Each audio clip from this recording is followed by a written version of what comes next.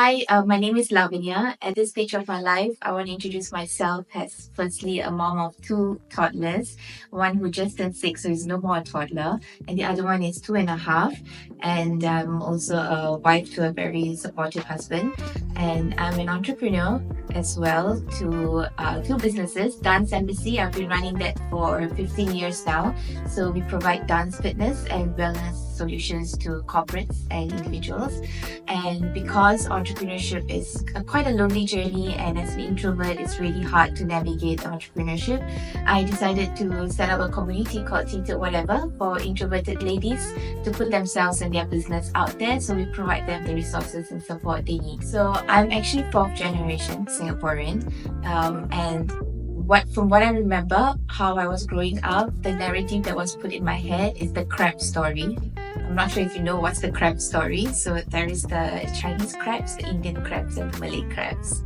So I was always told to be the Chinese crab because they are the ones that elevate each other up and escape from the jar, while the Indian crab is like not progressive. If someone progresses, they pull that crab down, and the Malay crabs are just chill. But of course the narrative has changed now, but that was back then. So I had a lot of identity crisis. I was made to learn Mandarin, I was told to only mix with Chinese kids, and the Indian in me was lost. So that was how I grew up, and I was growing up with tiger parents. So you were only given 4 options, like become a lawyer, doctor, engineer, or a failure. So that was how I grew up. It was really stressful. There is no avenue for failure. Even if you get 99 over 100, you'll be like tortured for that one mark that was lost somewhere. And so I think a lot of high expectations were set on me, and I have no siblings. I'm the only child, so even more high expectations were set on me. But I think that also taught me a lot of resilience and how to survive being a minority in Singapore. So this is actually my second marriage. My first marriage, I was married into an Indian family, a very conservative Indian family, whereas I'm on the other spectrum. And I just continued losing my identity in that sense because I was just listening to other people. And then it was just one day something clicked, and I have a tattoo on my wrist. It shows Jesus and dance. There's two very important elements in my life, and I'm also quite a spiritual person. And while I was praying, I had this realization that I have to get out of the environment I was in if I wanted to grow. So I made a very tough decision to leave that marriage. Thankfully, no kids, and it was a very cordial decision. And when I got out of that, I started to identify myself as, this is who I am. I love dancing. I should go into dancing as a career. And I love talking to people, even though I'm an introvert. So I started talking to my students, and a lot of my students became my friends. And they're like my friends, like family. And I also had an identity crisis of my skin color. And when I met my second husband, he's like, in Europe, everybody's trying to get your skin color. Why do you not like about it? So I think the people that were planted in my life, in a way, helped me to get out of that identity crisis. I'm very grateful. That equation of money equals success equals happiness. I've gone through that phase, and I can tell you it's not, because at that time I was working for Singapore Airlines, and I was the sole breadwinner of the family. And to be honest, I could have everything for the salary that I was getting, the lifestyle that I was getting, but I was just unhappy about it. And people were just telling me, you have such a nice job, you're beautiful, and I couldn't accept it. Like, I'm not beautiful, I'm not rich, it was never enough. And I think became a mother changed that equation for me. And when you pour out of love for someone else, you kind of realize what is the priority in life. And the priority in life for me is just to break the generational curse of needing to be successful and needing to chase after money at the expense of happiness, and to build up another generation that does not go chasing for that. I think it was after getting married to my husband, because we decided that, Singapore is an expensive country. Two of the parents need to work, both parents need to work, and the children being raised up by the helper. but we decided that, I'm going to take a backseat in my career and do what I love to do. I not need to think about bringing home the bacon, and just be there for the kids and make sure they are growing up well and safe and sound. And then my husband is the one who is going to take care of the family. So he did not put that stress on me. And I think that was the understanding that made me, it was very hard at first. Like for me, quite an egoistic person. I'm like, I also can bring back the money, but it was really hard. And I told myself, actually just recently, I told myself, you know what, after I saw the kids growing up really fast, I said that this is the moment that I need to spend time with them. And these are the ages that's very impressionable. Yeah. So the parents play a huge part in it, and seeing how my husband works and be with them at the same time, I mean, I should do more. So yeah, that was actually the pivotal moment. So hard every day when they do something to like irk me, instead of like my first reaction also just like hurl words at them, I have to take a moment to ask myself where it's coming from. So my goal is to break that generational curse, right? So before I even deal with them in the morning, I pray. Like I have to be in that zone where I'm like, this is what I'm meant to be doing to them to better their future in terms of emotionally, right? So I have to really like in the mornings be in that zone. And to be honest, I'm really glad and blessed that everybody who has met my kids have said that they are like wonderful kids, and that's like an achievement for me. Wonderful in the sense that not like they're smart, they're whatever, they're very kind. So you can see a natural glow on my face when I talk about my business. I love dancing. I believe that everybody is able to dance, and anybody who comes to me saying that they have two left feet, I don't buy that story. That's me. Then you should come to my class. Every soul that I've taught dancing to has stepped out of my class feeling liberated.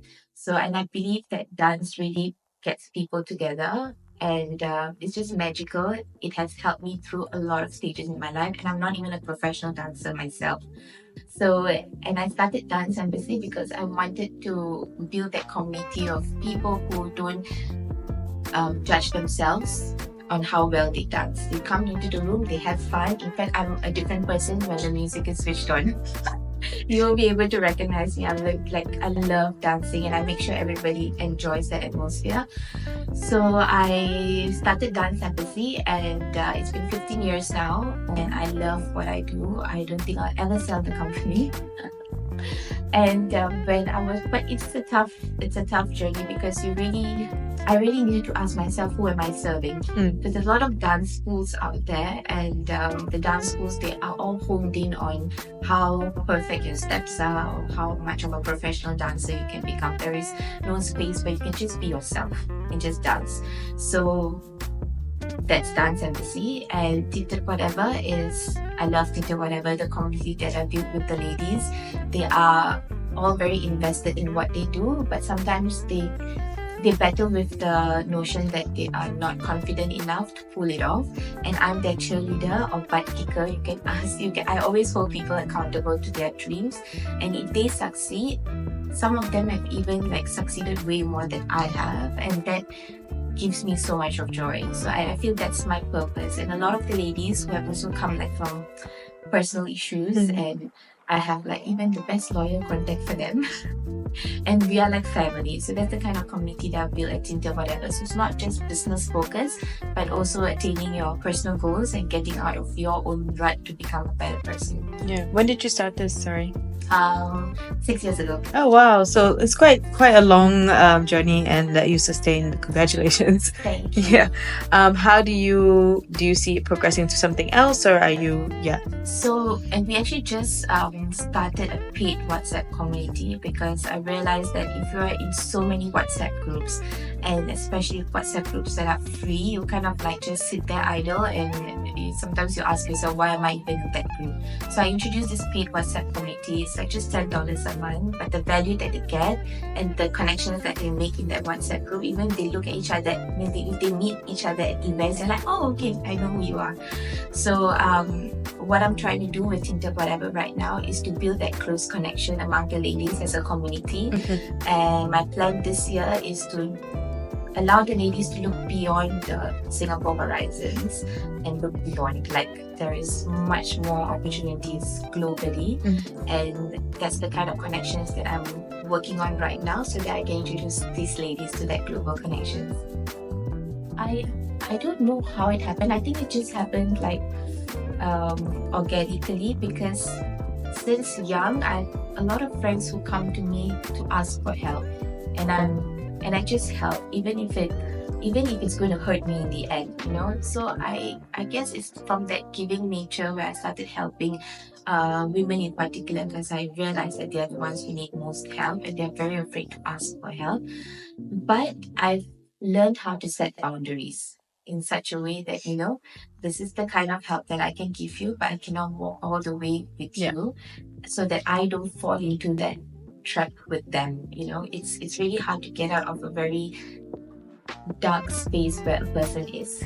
So I've set that boundary for myself, and it has worked out so far. And it also teaches women that, you know, they have support, but the last leg of the journey, they need to do it themselves, and they actually come out of the other end feeling very liberated. The biggest one will be spirituality. Like, God is my most important person in my life, and if there is something that I'm facing which is very challenging, I go straight to the Bible and I'm sorted. And I can't think of anything else, to be honest. It has seen me through a lot. Happiness, nothing more than happiness. With happiness, you can get everything that you want. But most importantly, actually, I want to share this. Recently, a community member of mine went through like really hard mental illness and is still suffering from it. And I don't think it's worth it, because she just did not choose happiness. She chose like chasing, and also some relationships issues. Instead of addressing it head on with a therapist or someone who's professional to help you through it, she just thought she could do it all on her own. So I don't recommend that, to be honest. Like, you really need support in these kind of cases, and choose happiness first. That's the most important, and you live longer and disease free. So that's what I'll say.